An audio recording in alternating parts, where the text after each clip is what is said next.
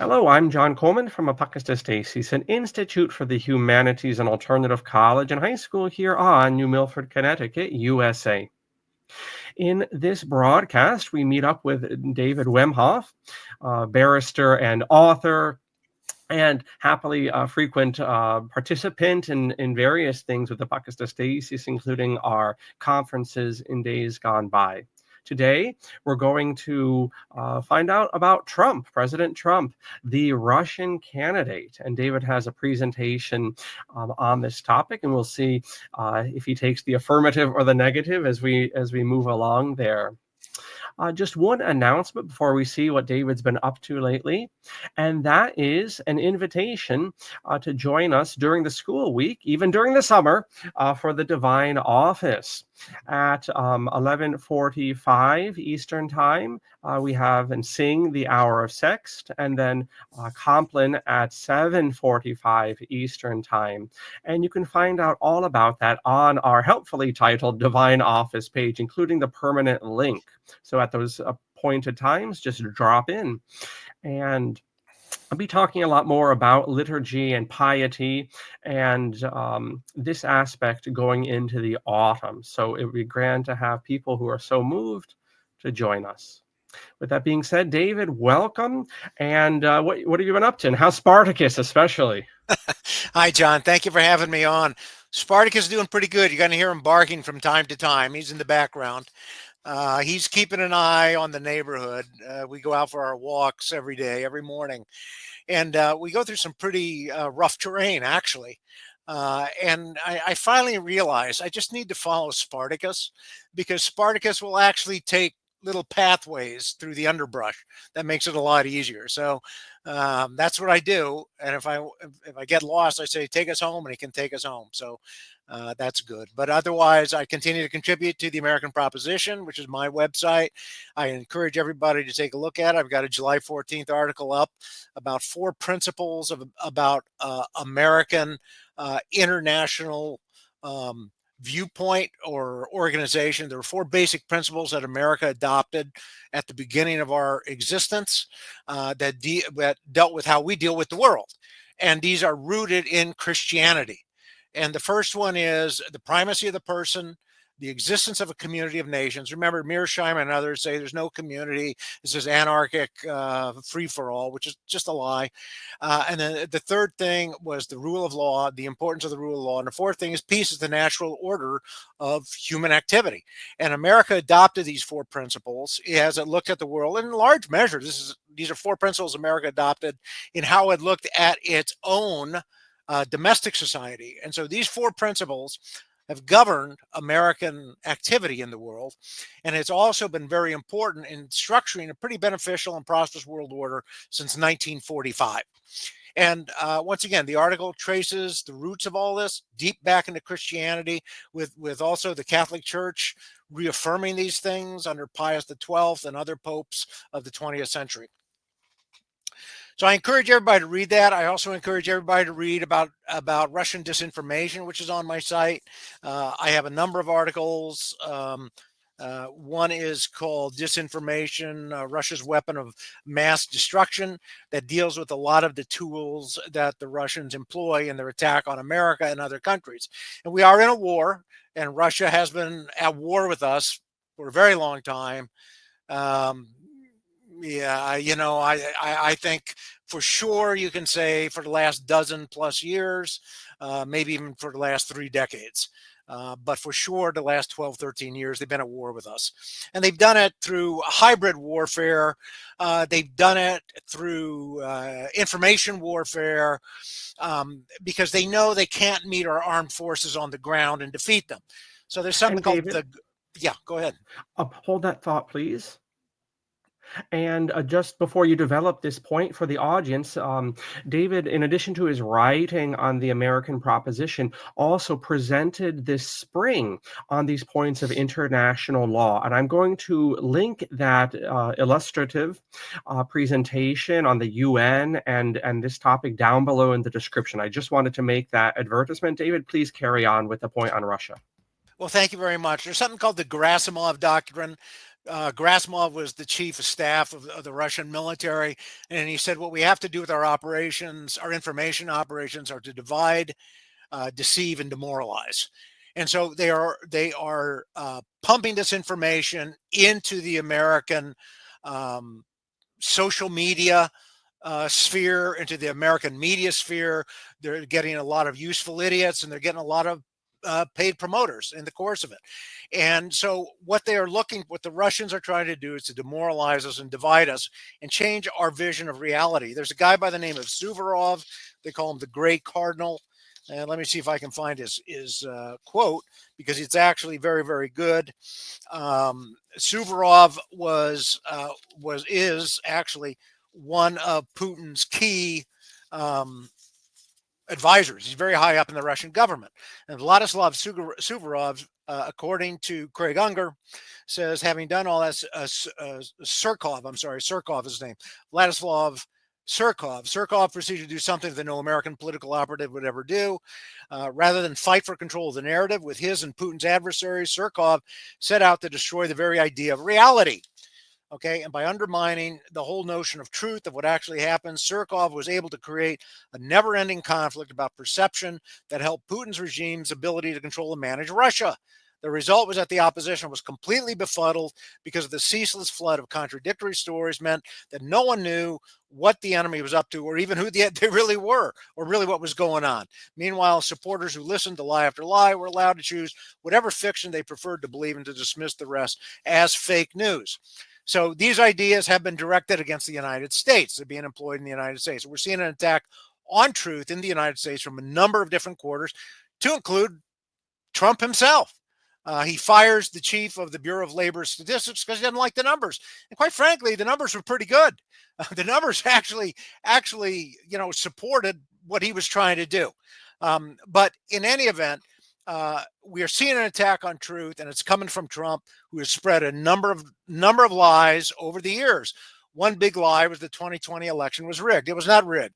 He lost. He was defeated. People didn't want him. Another big lie is January 6th was not an insurrection. It was an insurrection. And of course, the other big lie is that there's a deep state, but there is no deep state. He's just simply destroying the U.S. government is what he's doing. Okay, so Craig Unger has written a number of books about Trump. And then also, you need to get a book and read Catherine Belton's Putin's People. Craig Unger has written House of Trump, House of Putin, which I just finished reading. He lists 59 Russian contacts of Trump. And this goes back 4 decades. Craig Unger is of the view that Trump is a Russian asset. Now, all of this is really important because we got Tulsi Gabbard coming out and saying that the whole idea of Russian interference in the 2016 election was a hoax. Well, it's a hoax what Tulsi Gabbard's saying, because the Russians did interfere in the 2016 election. And if you want to get a more detailed description of that, because we're not going to be able to do it all in 55 minutes, go to Olga Lautman and Julie Roginski. They've got a podcast that's airing that's talking about the Russian attack on America in the 2016 election.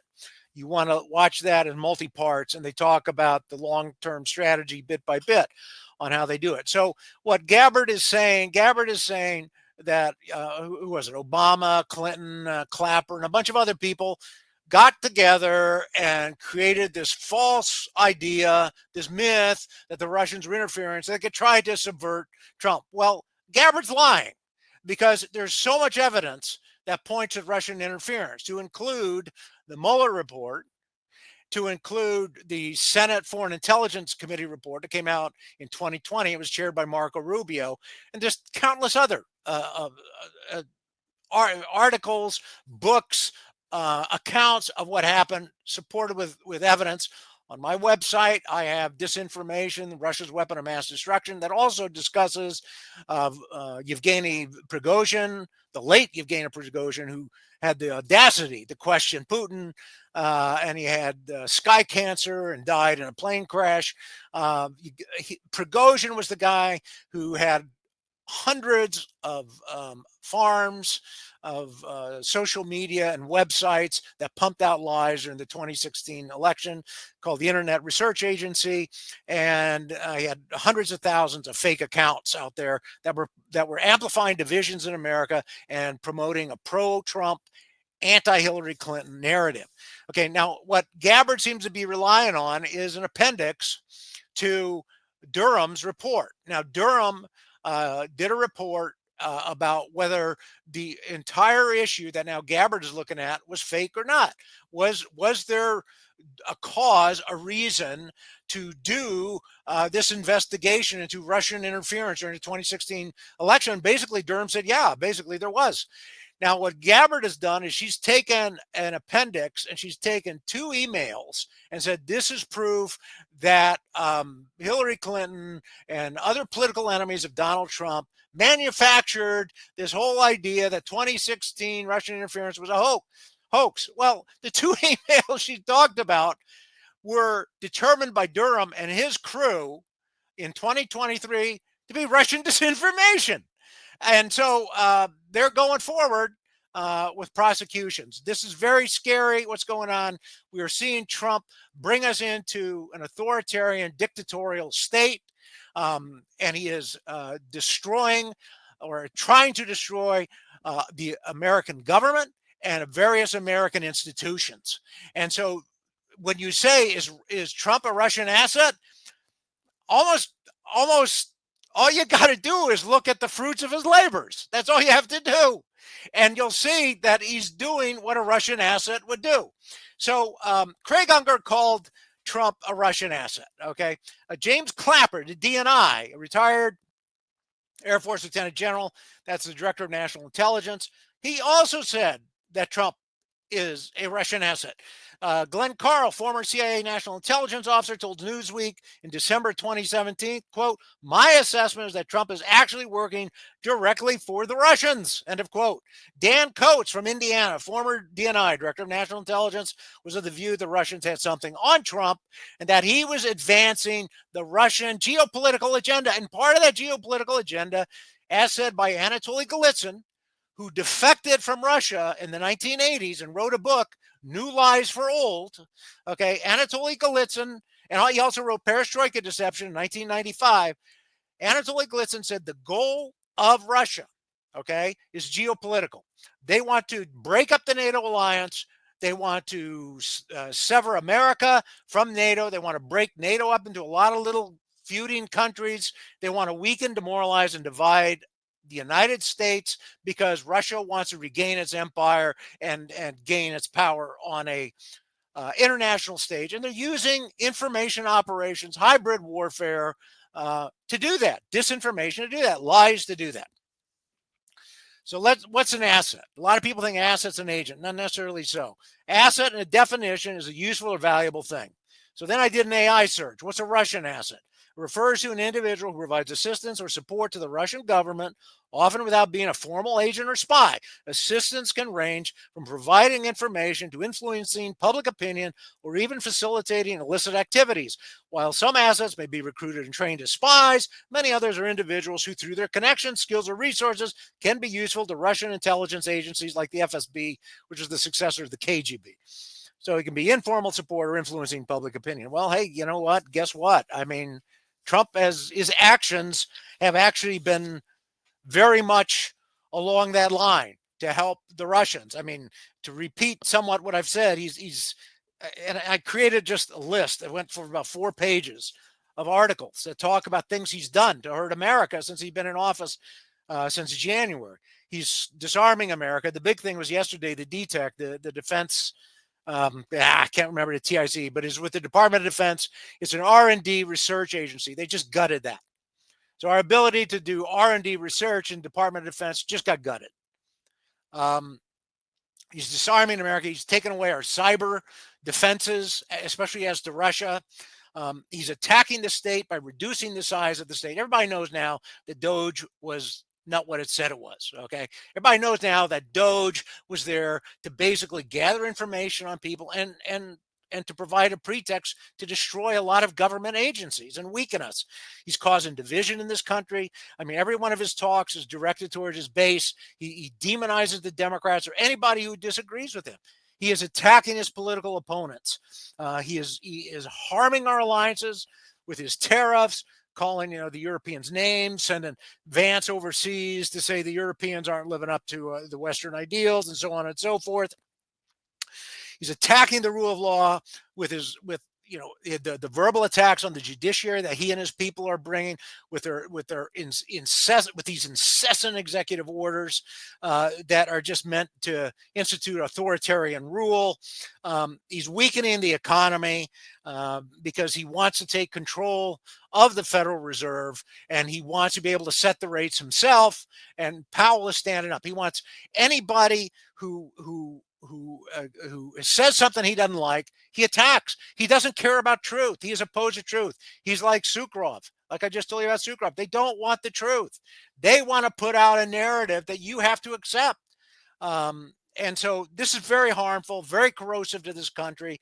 And he's not, I don't see where he's a spy, but he certainly fits the definition of asset. And he's certainly hurting this country and helping the Russian. Now, there's a long story to this. Let me preface something. Everything he does as a pretext, okay? Everything he does in this country as a pretext is to save money. It's to make America great again. It's to get rid of bad people, bad ideologies. Everything has a pretext. And so you really can't believe anything he says. There's a long story. Some of his executive orders, he attacked law firms. That's unbelievable. I mean, he threatens law firms to take away and their clients if they don't give in to him. Well, the law firms are fighting back, like Perkins Coie and others are fighting back, and they're winning.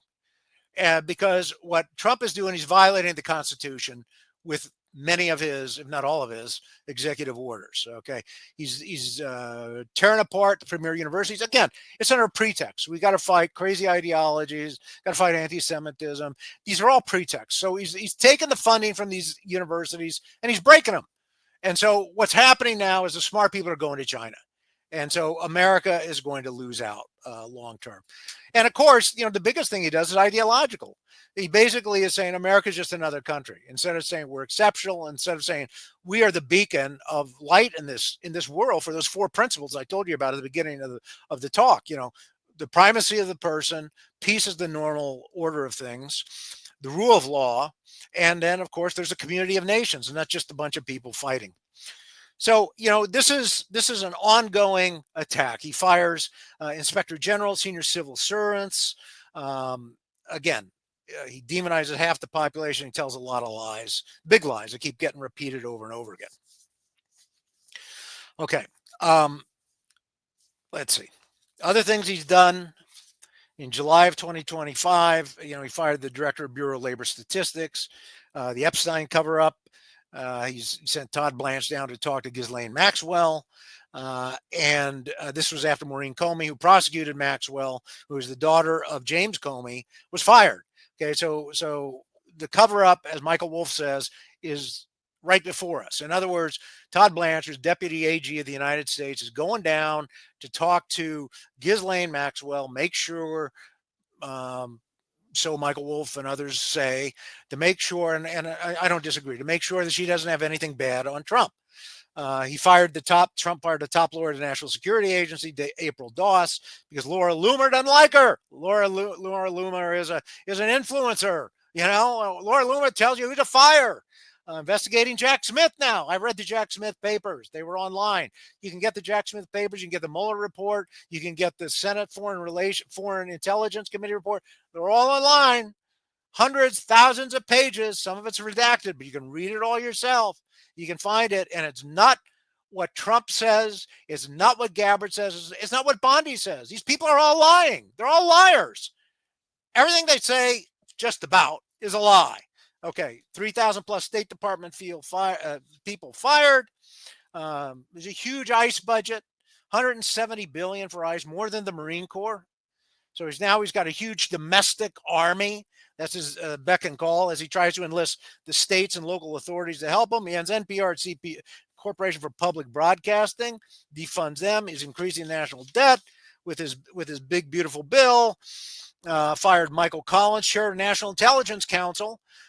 Gabbard fired him because he and others had a memo that said there's no national emergency, like Trump says.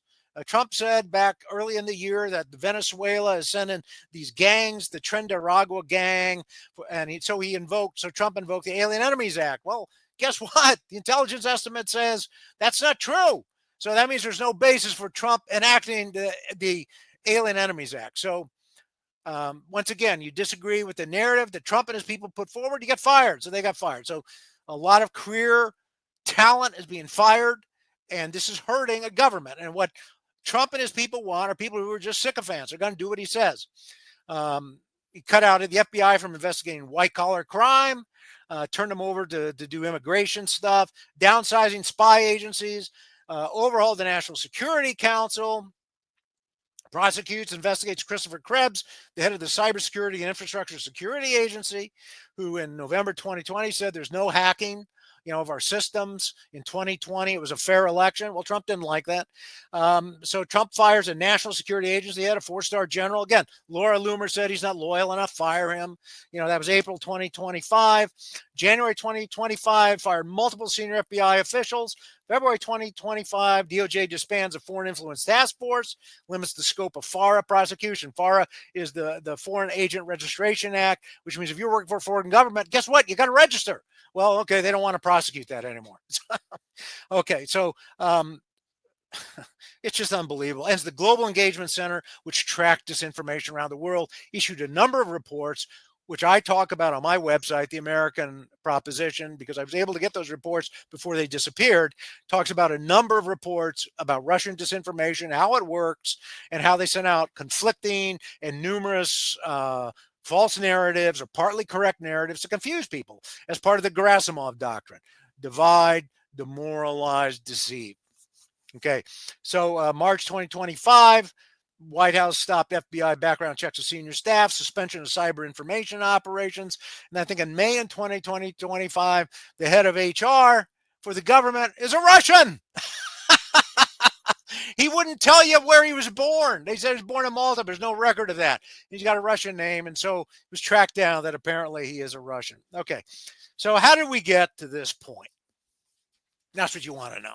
How did we get to this point? Because what Trump is doing, what I've given you is just a very short list of what he's been doing. And I can't imagine a Russian asset acting any differently. I mean, what more could he be doing at this point? And I haven't even talked about how he's hurt Ukraine. So how did we get to this point? Well, Trump is the third generation of a crime family. You can read about it. They were into running liquor, running prostitution rings. I think his grandfather and then his father was involved with various other financial wrongdoings. Okay, and then Trump comes on the scene, takes over the Trump organization, which his father was running, and he meets up with Roy Cohn. And Roy Cohn, as you recall, was Joe McCarthy's right-hand man. And Roy Cohn taught Trump to always attack, and always double down and never admit. This is sociopathology, if not psychopathology. It's at least sociopathological conduct. This is not what you have in a democracy, what you have in a country like America. This is not friendship and justice. This is not something that Catholicism agrees with, approves of. It is against the concept of sociability, which Catholics have always understood as being friends with people and seeking justice with people, especially your own countrymen. And that is so important in our country now. But Trump has broken a lot of bonds of unity in this family. I've seen it in families and in friends. They're just gone. I mean, they're Trump MAGA, and so it's almost as if they are in a demonic cult, and you can't talk to them. And they just believe whatever he says, and nobody else can get through to him. Okay, so Trump had a weakness for women, Slavic women, and there's a lot of evidence he had a weakness for little girls. That there's a lot of evidence that Trump is a pedophile. and that's the importance of Ghislaine Maxwell's testimony. Obviously, Trump appears in the Epstein files, as told by a number of people, not the least of which Elon Musk, who was never sued by Trump. And then there's somebody called Katie Johnson and Tiffany Doe who said that Trump actually raped Katie Johnson. And NPR did a story on this about 6 years ago now about all the women who have accused Trump of some sort of sexual assault or attack. So the story, and this is going per Unger and per Catherine Belton in her book Putin's People and Unger's House of Trump, House of Putin. So Trump was in Manhattan, and he linked up with the Joy Ludd TV and electronics place run by Sam Kislin, I believe, in the late 1970s, early 1980s. That was the Russian connection. This guy started monitoring Trump, and this was part of the Russian strategy at the time that was reaffirmed by Gorbachev. This is late 70s into the 1980s. Gorbachev took over in 85. But this was part of the strategy, was to get to know and befriend prominent Americans. Okay. And so these prominent Americans included businessmen, politicians, and it was to build relationships. And that's what the Russians do. They build relationships. Okay. And they build these relationships as a way to either get compromising material on the person or to get them to support their interests, whatever those interests may be. It may not be out in the open, it may be supporting one thing or another that the Russians can then manipulate, but this is how they do it. They build relationships. And so they started building a relationship with Trump from the late 70s and the early 1980s. Now, this is where Putin's People is really important because it explains, Belton explains that. And by the way, everything I'm telling you here is got a reference either in an article or in a book. So what Belton explained, and that's why everybody should really read her book, Putin's People. She explained that by the early 1980s, the Soviets knew they were losing. They couldn't keep up with the West. And they knew that from their KGB agents that were overseas in the economic espionage, economic subversion area of the KGB. They understood the West was simply technologically and economically outpacing Russia. Russia couldn't keep up. So the communist leadership and the KGB leadership in particular, because I think the KGB leadership is really the power in the Soviet Union and is the power in Russia. The KGB leadership in particular knew we're in trouble. So what happened in the early 1980s, the Soviet KGB and communists started setting up fake organizations, corporations overseas. And they started getting the money out of Russia. Okay. They started pouring the money out of Russia.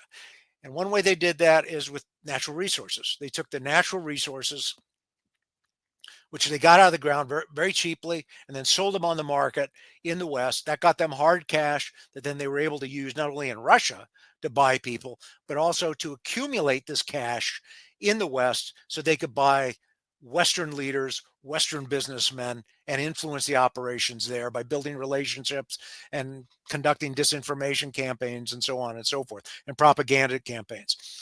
There was also, you need to understand that the Russian mafia is tied to the Russian government, is tied to the KGB.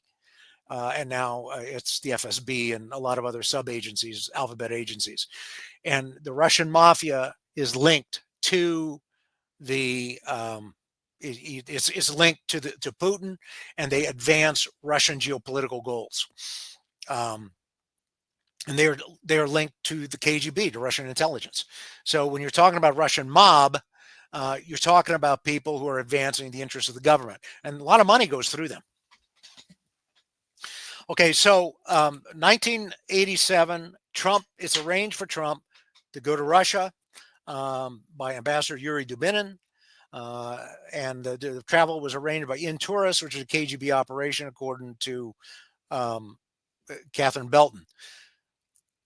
Oleg Kalugin was Putin's boss. Vladimir Putin was in the KGB. And Oleg Klugen was a boss, and he said during the 1987 visit, he believes that compromat or compromising material was obtained on Trump at that point. Uh, After that trip, Trump returns to the United States. He takes out full-page ads saying U.S. needs to get out of its alliances. Full-page ads in major periodicals. That's a very odd thing for a man to do in 1987 at the at Cold War, at a time when Russia is still around, but they're weakening. But he's saying we still need to get out of all these alliances because our allies are screwing us over. Now this is the same thing you're hearing today with his tariffs. We're being screwed over by our allies. And so again, it's pretext. And he's talking to the base when he says that. We're being screwed. It's this constant language of grievance that Trump puts forth. Constant language of grievance that he puts forth. And this language of grievance divides America, and it presents a false narrative. And it's very harmful to America. So he returns, he puts that out. He thinks about running for president in 1988. He doesn't quite make it. So he gets involved in real estate development. There's Trump Towers. And what happens is in 1987, 1988, the Russians start buying condominiums or units in his towers. And what they do is they buy it, and this is largely the Russian mob, but once again, they're working with Russian intel. They buy it using cash transactions or concealed transactions, usually by some LLC that hides, who the real owners are. Well, they did this over the space of, maybe 20 years. According to Unger, he believes that about 1,300 units were bought by Russian mob in this manner, to the tune of at least $1.5 billion. And that was at least 20% of Trump's real estate holdings. Throughout Trump's career, he gets a steady stream of money from the Russians. And he actually markets in Russia to the Russians to buy his units. And Unger talks about this, and I believe Belton also talks about this. Okay, so Trump gets into financial problems many times. I lost count. The Trump Taj Mahal was a big bust. Somebody called Shalva Chigurhnitsky, the Russian mob, who had very high level connections in November 1990, met Trump, and he knew others like Carl Icahn and others. And by 1992, Trump was out of debt. He was $5 billion in debt. By September 1992, he was in good shape again. Chigurhnitsky introduced Trump to Tamar Sapir and Aris Aglarov, both important Russians with ties to Putin. And they were essential to funneling Russian black cash into the West. That's Russian money from the government or from the crime syndicate. And Unger says that Russians started lining up in the 1990s to buy Trump assets. So Russian money was going. Now, did Trump? Did Trump know they were Russians? Well, he was marketing in Russia. Did he know it was corrupt cash? Well, you've got these organizations, these corporations that you don't know who owns them, that are buying your units. I mean, shouldn't you at least inquire? Shouldn't you at least be suspicious? So Russian money's coming in, and it's coming into the Trump operations. And like Belton and Unger said, they think that actually this whole thing, Belton says that Trump's business was probably no more than a convenient vehicle through which to funnel funds into the U.S. I don't think this was a long-planned strategic operation, said Yuri Shvets, who was a defector from the KGB. But at some point, Trump became a political opportunity. And that started to turn in the early 2000s. Okay, so Bayrock, let's see. Okay, so Bayrock was from 2002 to 2008. That was run by a guy by the name of Felix Sater, who was convicted of crimes in the past, and Tofik Arif, and both these guys were from Russia, or from the Russian Federation, or countries of the Russian Federation, or Russian republics. Both were partners in Bayrock. What these guys basically did in Bayrock is they paid Trump a lot of money, hundreds of millions of dollars, just to use his name. Okay. He didn't have to do anything. They just used his name. Okay. And so he's getting paid money, and Trump loves money and he loves adulation. So these guys gave him money, they gave him adulation. So again, these are the Russians building this relationship. And so he's partial to the Russians at this point. I mean, they're making him feel good and they're giving him things he likes. Um, Again, anonymous ownership vehicles were used to buy these units. Bayrock opened the door to Russian oligarchs becoming directly involved with Putin, according to Unger. And Unger says on page 144 in House of Trump, in many ways, Bayrock resembled an updated version of the initiative launched by the KGB general Vladimir Krychkov at the end of the Cold War, when the KGB had founded scores of front companies that appeared to be self-sufficient and independent corporations, but were staffed by operatives tied to the KGB and the GRU. Far more than merely providing phony identities as cover for intel operatives, these companies were meant to be multi-billion-dollar corporations that would trade the natural resources of the former Soviet Union on the global market, make billions of dollars, and simultaneously launder money, gather intelligence, and grow through relations with Western partners and Western banks. End of quote. So Bayrock was an example of what Russia was doing to get its money out of the country and to control operations in foreign countries to advance their geopolitical goals, which is to reestablish a Russian empire, okay, and to destroy NATO and the world order. They want to destroy the world order. Okay. Cherinsky's protege was a guy by the name of Agalarov, a former Communist Party leader, very close to Putin. Agalarov brought Trump to Moscow in 2007, brought him back to Miss Universe contest in 2013. And so, you're getting this relationship building. You're getting Trump meeting the oligarchs, becoming friendly with the Russian oligarchs who are all, in cahoots with Putin or controlled by Putin. But there's a relationship there as far as what's going on.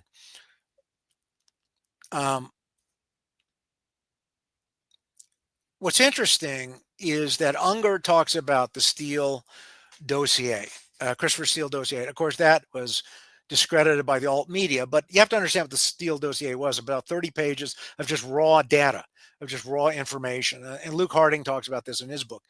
And all these books behind me are books you ought to get that I've read about the Russian attack on America, and there's more. But basically, Christopher Steele had this raw data. There's some 30 pages of raw data, which had to be checked out. I mean, look. I've when lawyers hire private investigators, they get raw data from the private investigator. Okay, that doesn't mean that there shouldn't be further follow-up. There should be further follow-up with some of that data to confirm it. Okay, well, that's what Christopher Steele did. That got leaked, obviously. And of course, some of it got debunked, but some of it wasn't debunked. And so what Unger says is that in the dossier, among the most astonishing allegations in the infamous 35-page Steele dossier, which alleges Trump had been severely compromised by Russia, is that Trump unknowingly regularly supplied intelligence of Vladimir Putin. So this makes a lot of sense, because if Trump has met the oligarchs through his real estate business by marketing to the Russians and by going over and visiting with them and by having Bayrock, which is a source of Russian money here, and it's coming into his pockets and it's coming into the United States, that makes a lot of sense. He's going to provide information to Putin. So on the face of it, Steele's allegations seem absurd to anyone familiar with Trump's insistent tweeting, impulsive outbursts, and scores of outrageous indiscretion. Possibly believe he had the discipline necessary to carry out such a daring intel operation. On the other hand, Steele's dossier specifically said the intelligence in question was about, quote, the activities of business oligarchs and their families, end of quotes, activities and assets in the U.S., which Putin and the Kremlin seemed preoccupied, end of quote. That kind of intel was crucial to Putin because his relationship with the oligarchs often seesawed back and forth. Putin oversaw them with an iron fist, and when they fell out of favor, they either towed the line or ended up being purged. Media executives Vladimir Kaczynski and Boris Berezovsky, for instance, or being jailed like Mikhail Khodorkovsky, or dying under mysterious circumstances, Berezovsky, end of quote. I mean, there are a lot more who have died under mysterious circumstances. They either die because they drink poison tea, or they die because they fall out of a building, like the 17th floor of a building, when they live on the 10th floor. Now, I don't, maybe they were visiting somebody, I don't know. Okay, they just got too close to the window. All right, so this is the interesting thing that Unger brings up about the Steele dossier. The 2016 elections. Trump announces in June 2015 that he's going to run for president. Comes down the escalator. Hey, everybody's cheering. Okay. Felix Satter, according to Catherine Belton, said, "We will get Trump elected." On page 474, she writes, "I will get Putin on this program and we will get Donald elected. I will get all of Putin's team to buy in on this," end of quote. Satter was the convicted criminal who was ties to internet, who had ties to Russian mob, who was a partner in Bayrock, who was from Russia, and who Trump hung around with. Okay, and he did have ties with Putin and others. So what happened? Well, several things happened. Putin did not want Hillary Clinton as president. Okay, he did not want her as president. So he did several things. He got Prigozhin's IRA, not the Irish Republican Army, but the Internet Research Agency, to go out and put out false stories, to hack, to influence people through social media. And I talk about it on my website with references in the article "Disinformation: Putin's Weapon of Mass Destruction." This guy did an enormous amount of work to turn public opinion against Hillary and for Putin, or Trump, for Trump. And what the Russians do, they don't always create splits or conflict, but they amplify them. They make it worse. Okay, they amplify it. You can see this on Facebook. They amplify it. They make it more personal, more intense.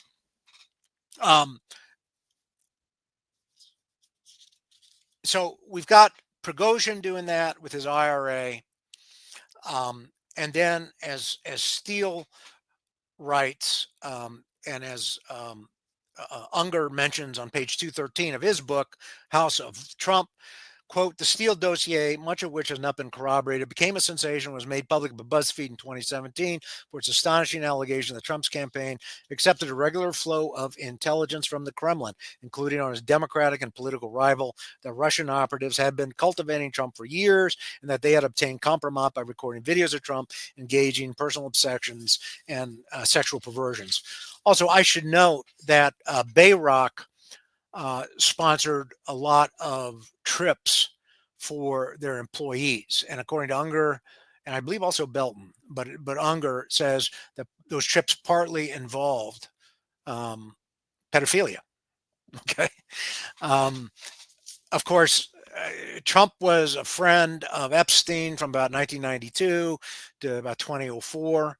The friendship broke up because Epstein wanted to buy a house for $36 million. Trump went behind his back and bought it for $40 million. And then Trump resold the property to a Russian oligarch, Ryablev, for $95 million. A couple of years later, as Michael Wolff says, this is an example of laundering of money. Okay, and Epstein said Trump didn't have the money. By the way, Michael Wolff interviewed Epstein, about 100 hours worth of tapes on that. Wolff has written 2 books on Rupert Murdoch and 4 books on Trump. Also to Steve Bannon, an associate of Trump and somebody who helped Trump get elected, is definitely anti-American with his rhetoric. He's definitely anti-Catholic Church with his rhetoric. But he also interviewed Epstein too. So we have this intel going to the Trump administration. There's at least 57, 59 people that he knows.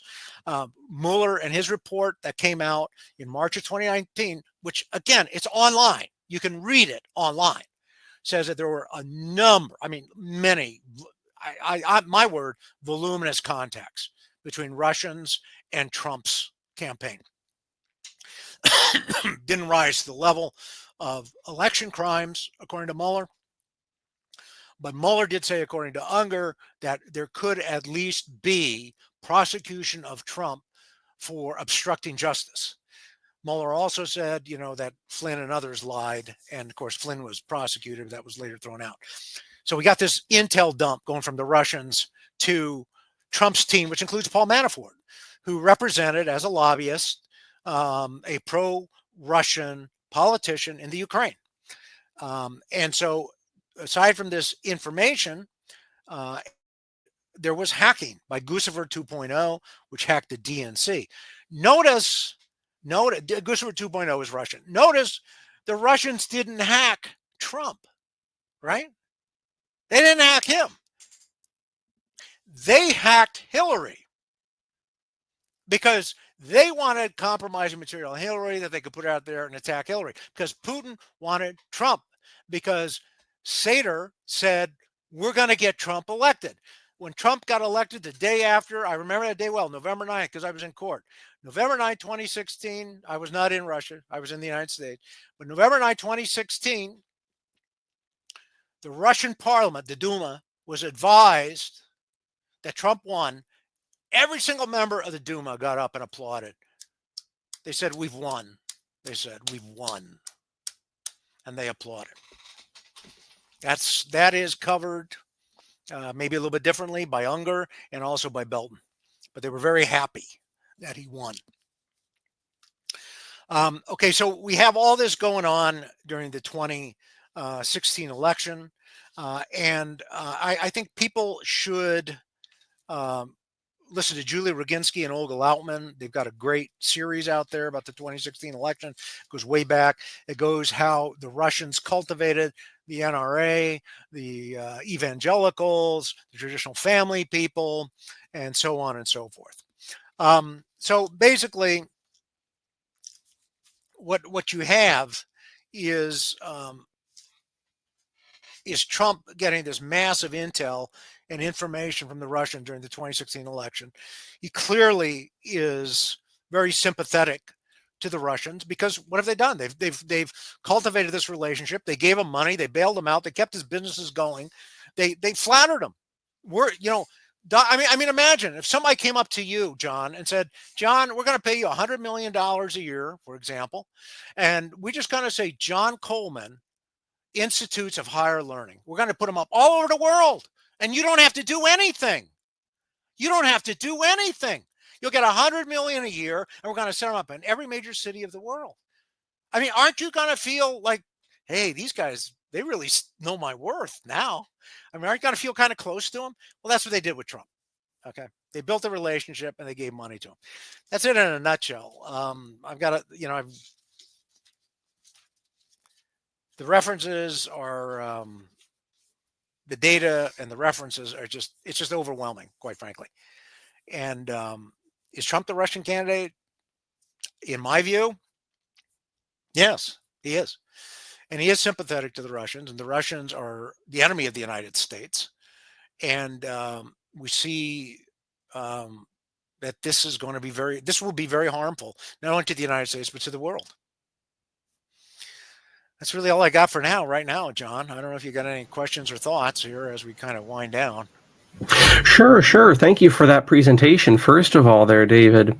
And now I'm going to ask you a question. If you disagree with the premises, you can always challenge those. But two other countries, for my little perch on observation, from observation, I would say two other countries that would have, I think, an outsized influence in these United States would be Israel and China. And if you agree with those premises, how would you rank Russia's influence in regards to that, or perhaps to some other nation that you might also throw into that? Is it more? Is it less? How would you calibrate things? I think the most important and the most immediate and the greatest threat is the Russian threat. One of the things that the Russians do, and I see this, I encounter this on a regular basis by the things I write and I say. One of the things that the Russians do is to say, oh, you know what? We're not a threat. We're really not a threat. It's the Israelis. It's the Mossad. They want to encourage that narrative that it's the Jews. The Jews are responsible. Um, why do they want to do that? Because Israel and the United States are allies.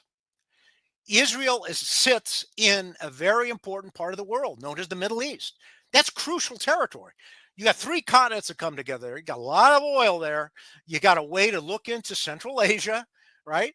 So this is very important real estate. And Russia wants to break up American alliances. They're trying to break up the NATO alliance. They're trying to break up our alliances with our trading partners around the world. They want to break up the Israeli alliance. So when I hear, oh, it's the Mossad and it's Israel showing inordinate influence, that's Russian disinformation. In my view, I discount it right out of hand. They want you to believe that the Jews are the problem because the Russians want to encourage division. Remember the Gerasimov plan? Division, deception, demoralization. So they want to encourage division. They want people to hate Jews. They want people to attack each other in America on theological bases, on ethnic bases, on racial bases. So no, I don't. I don't believe those stories. I don't see that. Russia's clearly the enemy and the greatest enemy we're facing. If Russia fails in its efforts, China's left all alone. And China has been touted as a big competitor, but China and Russia, as well, what North Korea and Iran, these are dictatorships. These are tyrannies, and they want to encourage and enforce a way of life on people that destroys the person, brings endless war, and concentrates wealth in the hands of just a few in the government.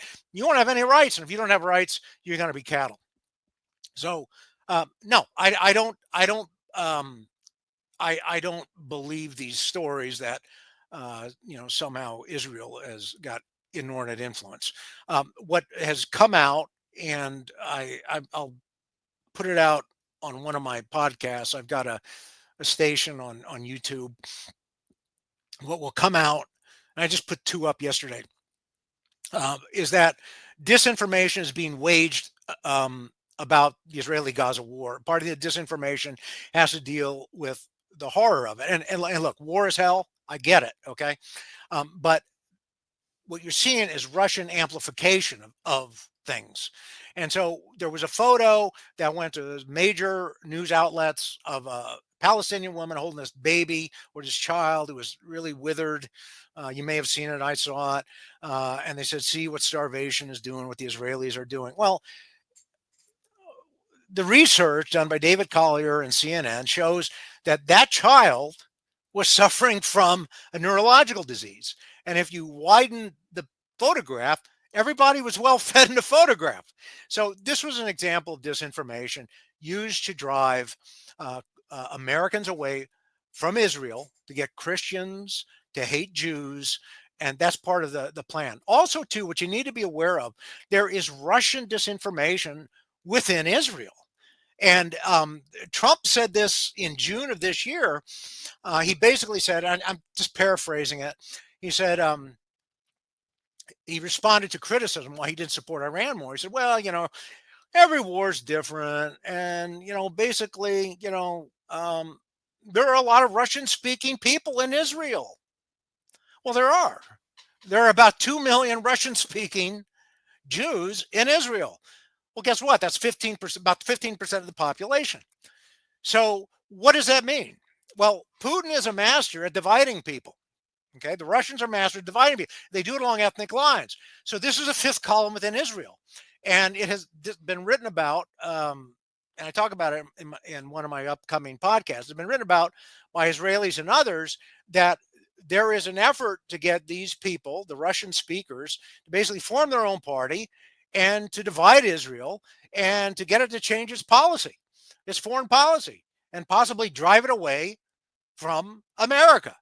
So, Russia is playing a lot of cards. They're interfering in Israel. They're interfering in this country. They're our greatest threat. I haven't even gone into the Helsinki Commission, which has been established to study what the Russians are doing in Europe. The South Carolina gentleman, can't think of his name now, representative. He's a Republican.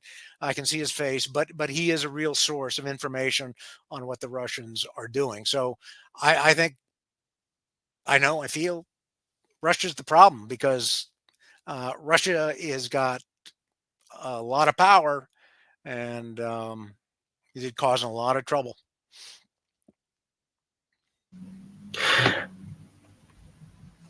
You had mentioned there, David, the Russian influence, especially with media, the IRA group, and not from Belfast, Right. but the internet, whatever the acronym. Internet Uh, research agency. Yeah.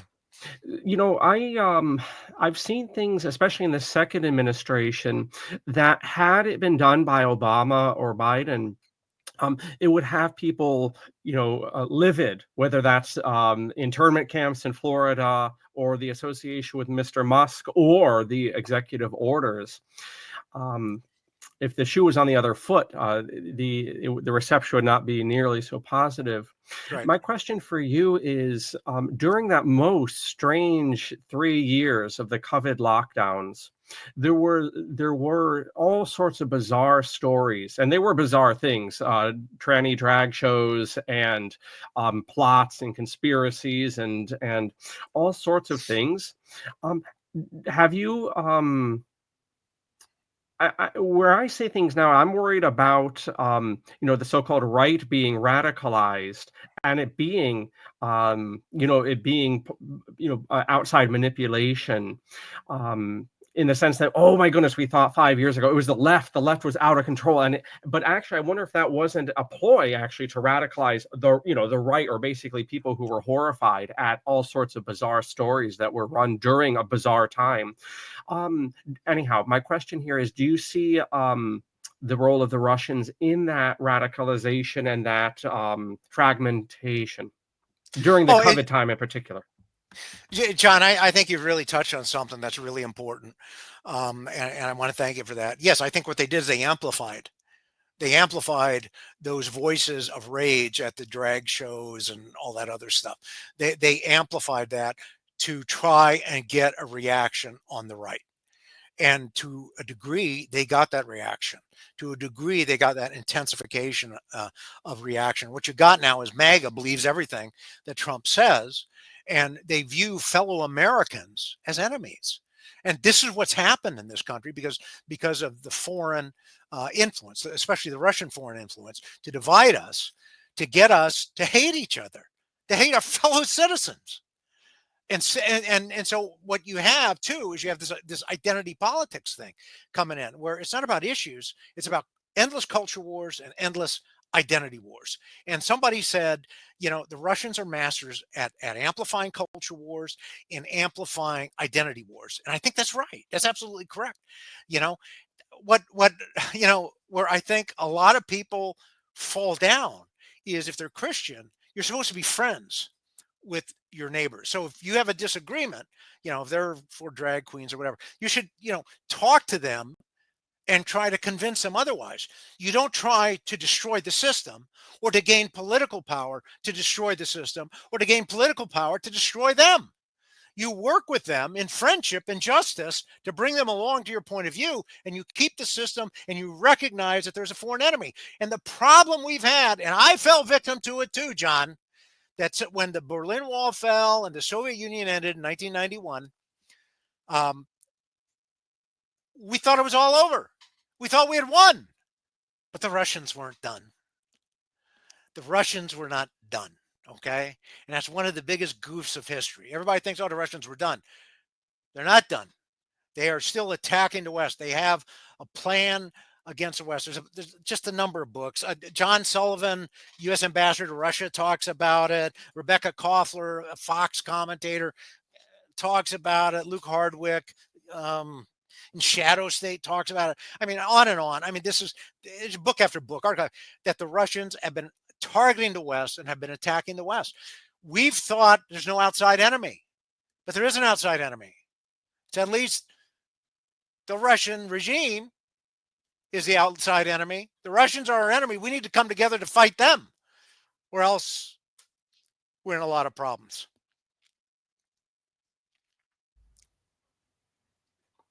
Yes, I would imagine, with American society, um, I'm going to use a word here, and I don't mean this in a formally religious sense, but we have a very Protestant ethos in this country. Yeah, religiously, that is true. But even in our days of nuns, NONES, people with no religion, which are rising, we still very much have that eggshell mentality in our history and our culture of, when someone disagrees with me, F you, I'm out.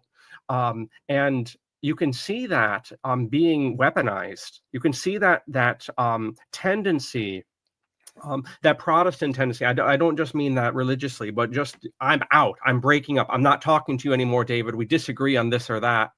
And I do think we must be very, very, as a people here, be very well aware at how that tendency. Every people has a tendency, and they have foibles and idiosyncrasies. Everyone on this earth does, individually and commonly.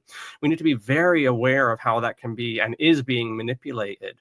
That tendency of division, and we need to work against that. So I'm really look forward to getting into some of these references, which I'll put in the description for people. I have the books that you mentioned written down there.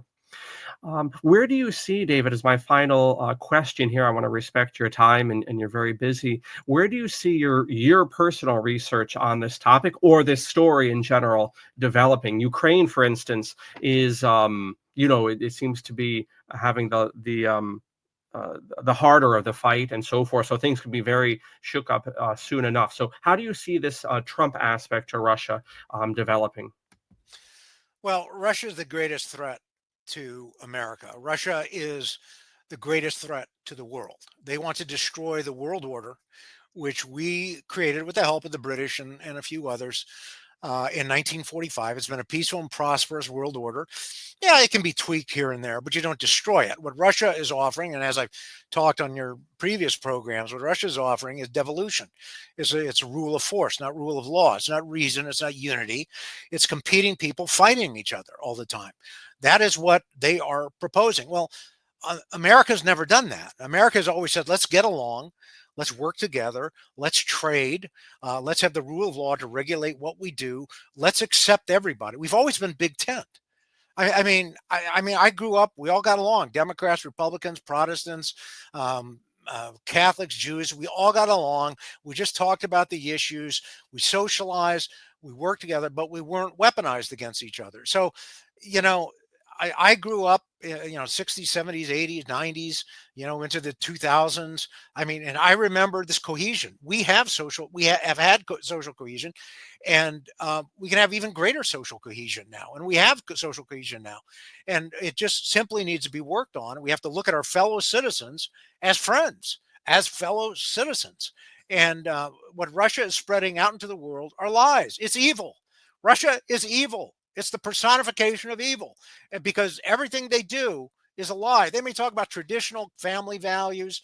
They may talk about anti-LGBTQ, but it's the wrapping paper on a bowl of lies that they're going to sell you.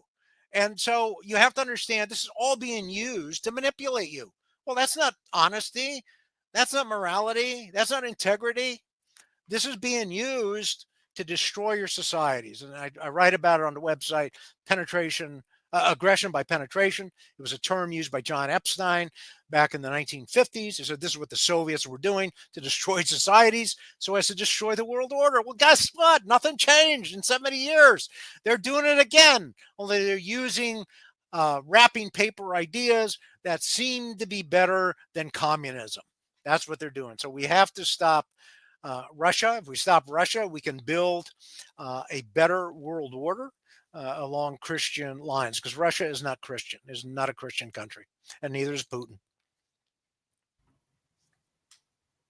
Oh, by the Yes, way, yes, sir. by the way, real quick, the Russian Orthodox Church, it's very well documented that it's an arm of the Russian government. They run intel for the Russians, and Kirill is their patriarch. He's working for or worked for the KGB. This is all, you can Google it and find out. And they've actually advocated genocide and war in Ukraine. And they played games with the Vatican. And you can Google that too. Okay, that's all I got. Great. Thank you for that. Once again, David's website, The American Proposition, is down below in the description, as is David's presentation from this past spring on the United Nations and the International Order. And I will finally put the references to the different books that David mentioned and anything else he wishes to send me after we knock off here. So to the audience, thank you for your attention here. Check out his site, The American Proposition, and all the articles and his YouTube. I'll put that down below. So we'll make him blow up. We'll make what's the language they use? Make it go viral. Make David All right. Wemhoff go viral there. Also, David has books like the American Proposition, which is a book on Fordham University and the CIA and such at Vatican II. And anything else there to mention, David? That's all I got right now, John. I want to thank you for having me on. This is very timely. It's very important given what's happening in the news. And I want to thank you for your many courtesies and kindnesses. Great. To the audience and especially to David, thank you for your attention and take care now.